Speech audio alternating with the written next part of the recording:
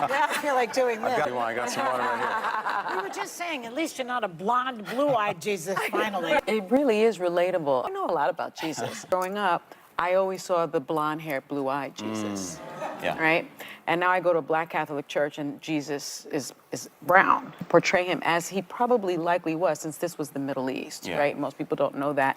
And he's also Jewish. When The View dives into a discussion about Jesus, you know it's going to stir the pot. But this time, their take on his appearance and message didn't just spark outrage, it completely backfired.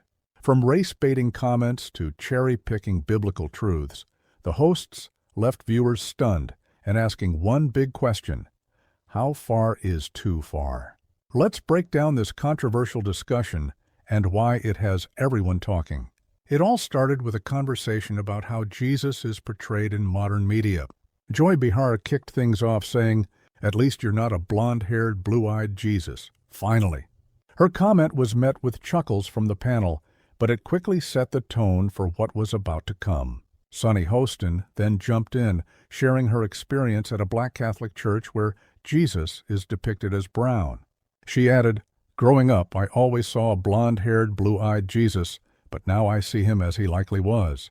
At first glance, it might seem like a harmless observation, but for many viewers, it felt like yet another attempt to turn a faith-based discussion into a divisive issue. Sunny's comment about the brown Jesus at her church quickly became a lightning rod for criticism. It's not the depiction of Jesus that upset people, it's the way she framed it.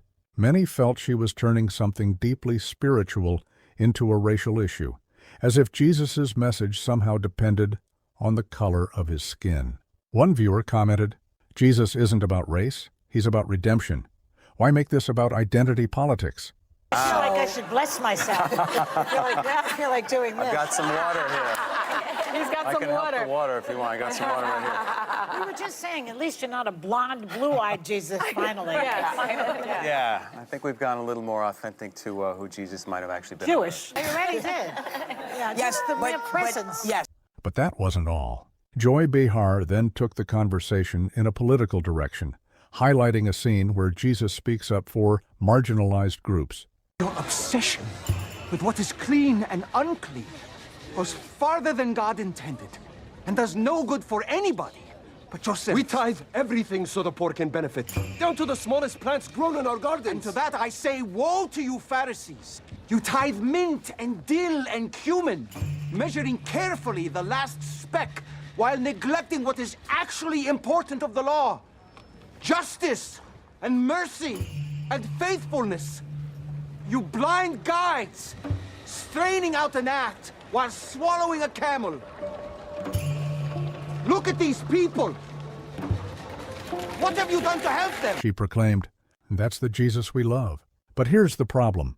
You can't cherry-pick parts of Jesus' teachings while ignoring the rest. Yes, Jesus cared deeply for the poor and oppressed, but he also called for repentance, personal accountability, and living according to God's will.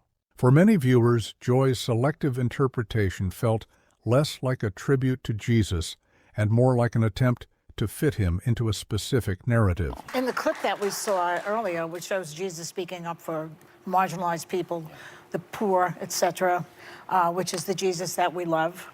Not everyone interprets that message the same way these days. Religion in this country even seems weaponized at times. Does that frustrate you at all? You know, they were taking great pains to follow the law at the expense of the followers, and there was injustice in that. The hosts then moved on to discuss how Jesus likely looked, with one of them stating that many people don't realize Israel is in the Middle East. This sparked an uproar online, with viewers pointing out that anyone who has read the Bible or even glanced at a map knows where Israel is. But the most striking part of the discussion was how casually they seemed to talk about Jesus' physical traits, almost objectifying him. One critic said it best: Jesus isn't defined by his appearance, he's defined by his sacrifice and his message. So why did this segment blow up the way it did? For one, it struck a nerve with people who feel their faith is often misrepresented in the media. But more importantly, it highlighted a growing frustration with how The View handles spiritual and religious topics. You play Jesus. You? I'm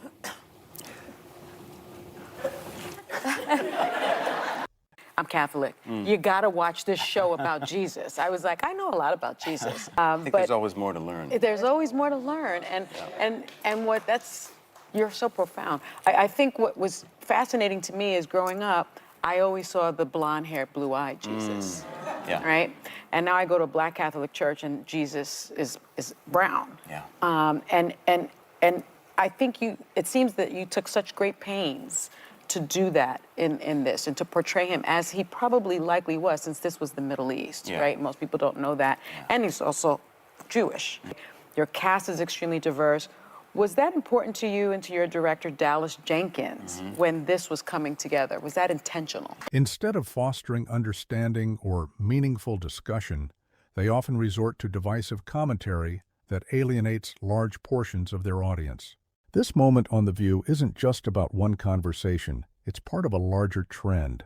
It shows how easily discussions about faith can be twisted into political or ideological debates, losing the essence of what they're truly about. Jesus' teachings weren't about dividing people by race or class, they were about uniting us in love, forgiveness, and truth. And that's a message we should all be able to agree on regardless of our backgrounds. So, what do you think? Did The View cross a line with their comments about Jesus, or was this just another example of their divisive style? Let us know your thoughts in the comments below. We want to hear from you.